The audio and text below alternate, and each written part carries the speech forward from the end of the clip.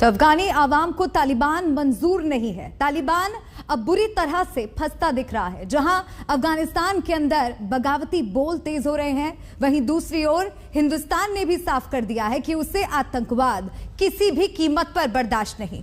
भारत में जहां प्रधानमंत्री ने कड़े शब्दों में संदेश दिया कि आतंकवाद हिंदुस्तान को मंजूर नहीं, तो वहीं यूएन में दुनिया के सामने भारत ने पाकिस्तान और चीन की पोल खोली।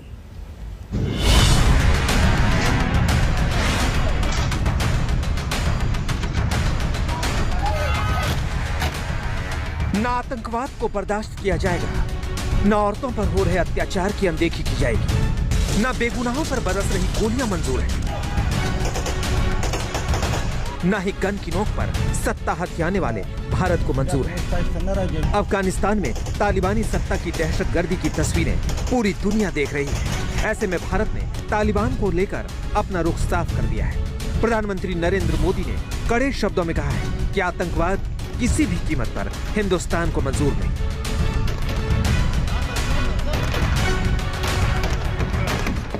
सत्य को असत्य से हराया नहीं जा सकता, आस्था को आतंक से कुचला नहीं जा सकता।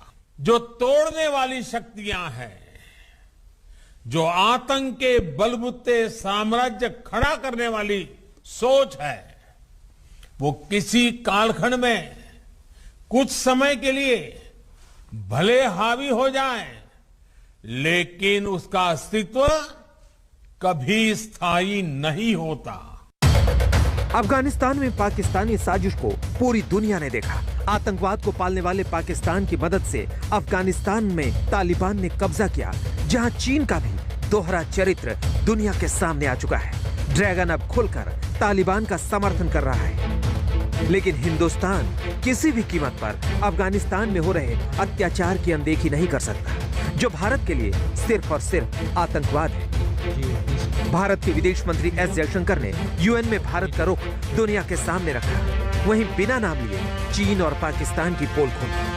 Events unfolding in Afghanistan have naturally enhanced global concerns about their implications for both regional and international security. The heightened activities of the proscribed Haqqani network justifies this growing anxiety. Whether it is in Afghanistan or against India, groups like Lashkar-e-Toiba and Jaish-e-Mohammed continue to operate with both impunity and encouragement. Afghanistan में बदले समीकरण पर भारत की पैनी नजर है। भारत की पहली प्राथमिकता वहां फंसे भारतीय हैं, जिनको लेकर विदेश मंत्रालय ने अफगानिस्तान सेल तैयार की है। अफगानिस्तान सेल के जरिए मदद मांगने वालों के लिए कॉन्टैक्ट डिटेल जारी की है। इसके लिए अपडेटेड मोबाइल नंबर जारी किया गया है, जिस पर 24 घंटे 7 दिन मदद की मांग की जा सकती है। टीम में 20 से ज्यादा अधिकारी शामिल हैं। व्हाट्सएप से लेकर ईमेल तक पर काम किया जा रहा है। अफगानिस्तान में फंसे लोगों का हाल लिया जा रहा है और फिर उनकी रिपोर्ट के मुताबिक एक्शन प्लान तैयार किया जा रहा है। इसमें सिर्फ विदेश मंत्रालय ही एक्टिव नहीं है, बल्कि भारत सरकार के अन्य मंत्रालय भी काम कर रहे हैं। इसके अलावा भारत सरकार अमेरिका के साथ लगातार संपर्क में है। अमेरिकी सेनाओं ने इस वक्त काबुल एयरपोर्ट को कब्जे में ले रखा है। उनकी निगरानी में ही वहां से प्लेन उड़ रहे हैं। अब भारत की कोशिश वहां फंसे भारतीयों को बाहर निकालने की। भी अंतर्राष्ट्रीय फ्लाइट्स सोमवार से वहां चल नहीं पाई। तब हमने सोचा कि वायुसेना के प्लेन्स को भेजेंगे। हरक्यूलिस वायुसेना का ग्लोब मास्टर काबुल से जामनगर लैंड किया।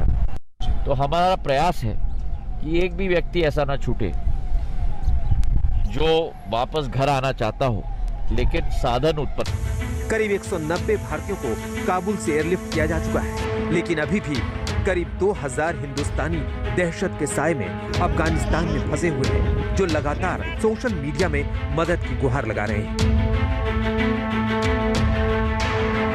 भारत सरकार से इतना निवेदन करना चाहता हूं कि हम लोग को यहाँ से जल्द निकाल लें। हम लोग बाहर भी नहीं जा सकते हैं, यहाँ पे फायरिंग हो रही है और अंदर चोर वगैरह लुटेरे वगैरह घूम रहे हैं, तो क्योंकि यहाँ पे चोरी वगैरह होने का भी डर है।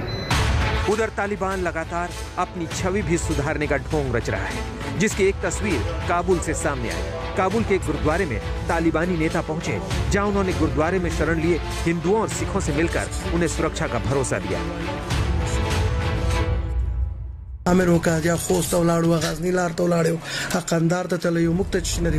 बंदूक की नोक पर शांति की बात करने वालों के खिलाफ हिंदुस्तान की रणनीति साफ है।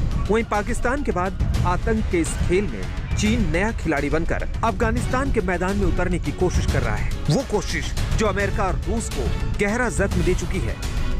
चीन को अंदाजा नहीं कि जिस चिंगारी को वो हवा दे रहा है, वही चिंगारी कल आग बनकर उनके घर को जला सकती है। लेकिन हिंदुस्तान आतंकवाद के साथ कोई समझौता नहीं करने वाला। आतंकवाद और शांति एक साथ नहीं चल सकती। तालिबान भले ही खुद को बदलने की बात कर रहा है, लेकिन जो जुल्म की तस्वीरें वहां से आ रही हैं, उनसे आंख नहीं मूंदी जा सकती है। काबुल से नावेद सुल्तानी के साथ आज तक ब्यूरो।